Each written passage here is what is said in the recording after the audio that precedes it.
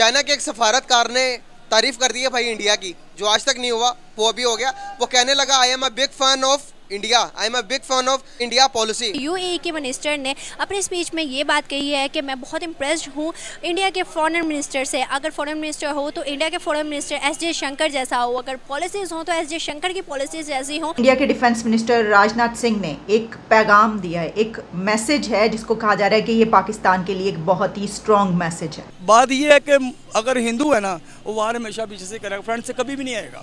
हिंदू हमारे बच्चे से भी माशाल्लाह ला इलाहा इल्लल्लाह मोहम्मद रसूलुल्लाह कलमा पढ़ के निकला तो वो आगे है।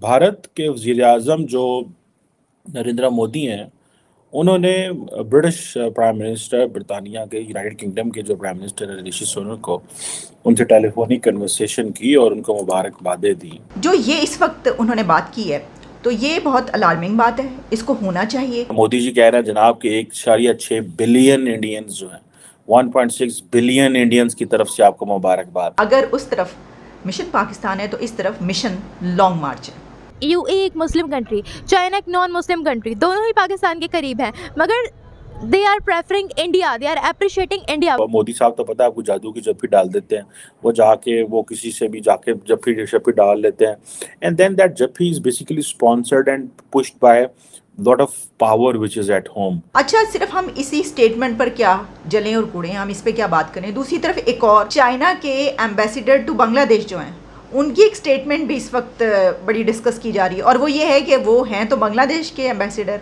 और चाइना के हैं और पाकिस्तान के दोस्त हैं, लेकिन उन्होंने ये कहा है कि he is big fan of India. उन्होंने कहा कि हम तब तक आराम से नहीं बैठेंगे जब तक गिलगित बल्तिस्तान और कश्मीर जो पाकिस्तान के पास है उसको ले ना ले। सिर्फ यही नहीं, बल्कि मैं तो ये देख रही थी यूएई के जो मिनिस्टर हैं फॉर आर्टिफिशियल इंटेलिजेंस, उन्होंने भी कुछ इंडिया की तारीफ की है, जिसमें उनका ये कहना था कि वो इंडिया के एक्सटर्नल अफेयर्स के मिनिस्टर जो जयशंकर है उनसे बहुत इम्प्रेस्ड है।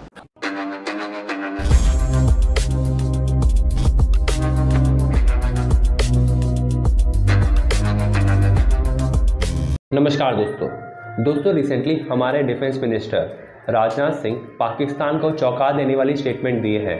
उन्होंने कहा कि पीओके और गिलगित बाल्टिस्तान जब तक भारत के पास वापस नहीं आता है तब तक भारत चुप बैठने वाला नहीं है। दोस्तों, इस स्टेटमेंट के बाद से पाकिस्तान मीडिया में मातम छाया हुआ है। पाकिस्तान को अब ये समझ में नहीं आ रहा है कि भारत पीओके को वापस लेने के लिए क्या करने वाला है। वहीं दोस्तों, दूसरी तरफ यूएई के आर्टिफिशियल इंटेलिजेंस मिनिस्टर और चाइना के एम्बेसडर टू बांग्लादेश ने हमारे फॉरेन मिनिस्टर जयशंकर सर की तारीफ की। उन्होंने कहा कि वे जयशंकर सर की हर एक स्पीच को देखते हैं और उन्हें भारत की फॉरेन पॉलिसी भी बहुत ज़्यादा इंस्पायर करती है। तो चलिए दोस्तों, इस वीडियो को देखते हैं। राजनाथ सिंह साहब जो डिफेंस मिनिस्टर ऑफ इंडिया है, वो कश्मीर में मौजूद थे, श्रीनगर में एक गैदरिंग से खिताब कर रहे थे और उन्होंने कहा कि हम तब तक आराम से नहीं बैठेंगे जब तक गिलगित बल्तिस्तान और कश्मीर जो पाकिस्तान के पास है उसको ले ना ले। खैर, ये बातें हमने पहले भी बहुत दफ़ा सुनी है मुख्तलिफ मौक़े पे, जब भी कश्मीर का दौरा करता है। इससे पहले गालिबन जो होम मिनिस्टर ऑफ इंडिया है अमित शाह साहब, उन्होंने भी ये बात की थी। अब राजनाथ सिंह साहब ने ये बात की है, ठीक है, लेकिन अभी तक जब ये आप वीडियो मेरी देख रहे हैं, इस पे अभी तक कोई रिएक्शन नहीं आया पाकिस्तान की तरफ से, ना कोई फॉरेन ऑफिस की तरफ से आया और ना कहीं और से आया। इंडिया के डिफेंस मिनिस्टर राजनाथ सिंह ने एक पैगाम दिया है, एक मैसेज है जिसको कहा जा रहा है कि ये पाकिस्तान के लिए एक बहुत ही स्ट्रॉन्ग मैसेज है। और उस मैसेज में, उस स्टेटमेंट में जो उन्होंने बात की है, वो बात की है पाकिस्तान के कुछ इलाकों के बारे में, जिसमें Gilgit Baltistan to be integrated, इस तरह की बात हुई है। फिर Rajnath Singh reveals centre's mission Pakistan. फिर ये कहा गया कि Kashmir, Gilgit Baltistan integration with India, इस तरह की बातें की गई। अब देखें, ये वाली बातें तो पहले कई मरतबा हो चुकी हैं और हमने इसके ऊपर प्रोग्राम्स भी किए, एक्सपर्ट ओपिनियन भी लिए कि ये क्या सिलसिला है सारा।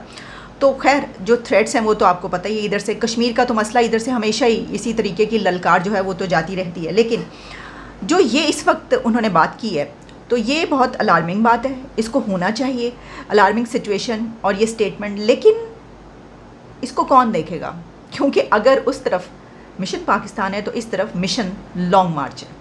अच्छा, सिर्फ हम इसी स्टेटमेंट पर क्या जलें और कूड़ें, हम इस पर क्या बात करें। दूसरी तरफ एक और भी हमें नज़र आई खबर, और वो ये खबर थी कि हमारे जो दोस्त हैं वो भी ऐसा नज़र आता है कि हमारे बजाय किसी और की तरफ है, क्योंकि चाइना के एम्बेसडर टू बांग्लादेश जो हैं उनकी एक स्टेटमेंट भी इस वक्त बड़ी डिस्कस की जा रही है, और वो ये है कि वो हैं तो बांग्लादेश के एम्बेसडर और चाइना के हैं और पाकिस्तान के दोस्त हैं, लेकिन उन्होंने ये कहा है कि he is big fan of India.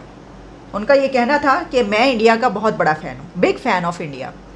अच्छा, अब इसके ऊपर जो है वो क्यों कही उन्होंने बात, वैसे उनका नाम है ली जिमिंग जो है उन्होंने ये बात की, तो अब उनको पसंद होगा, हम क्या कह सकते हैं। देखिए, अपनी अपनी ये तो अब स्ट्रेटजी है, किस तरह चलते हैं, ठीक है।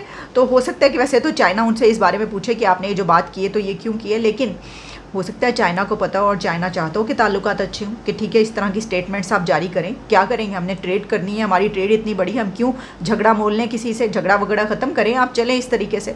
ऐसे ही है, अब तो दुनिया इसी तरह चलती है, दुनिया मफाद की है, दुनिया ट्रेड की है, दुनिया तिजारत की है, दुनिया पैसे की है भाई। वो पैसा, तू पैसा करती है, क्यों पैसे पे मरती है, ये वाली। तो यही सिचुएशन है।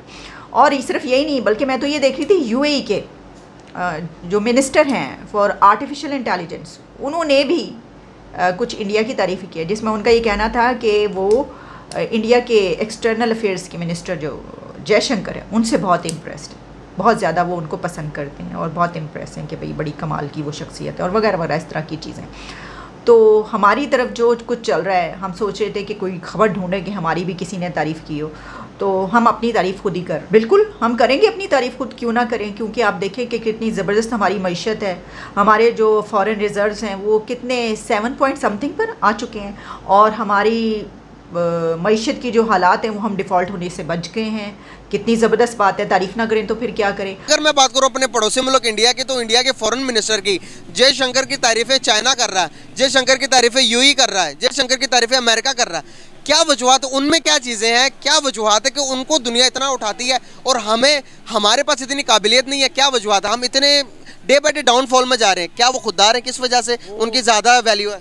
अगर हिंदू है ना वो वार हमेशा पीछे से करेगा, फ्रंट से कभी भी नहीं आएगा।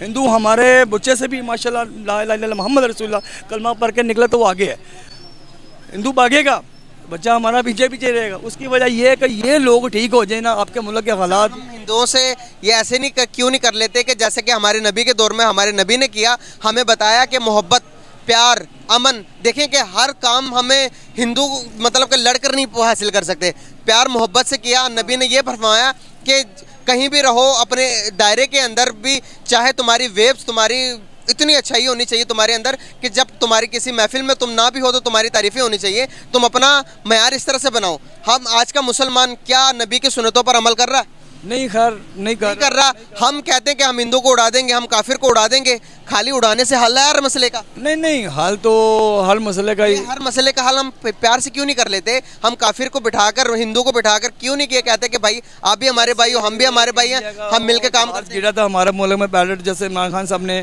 उसको इज्जत से यानी कि रवाना किया,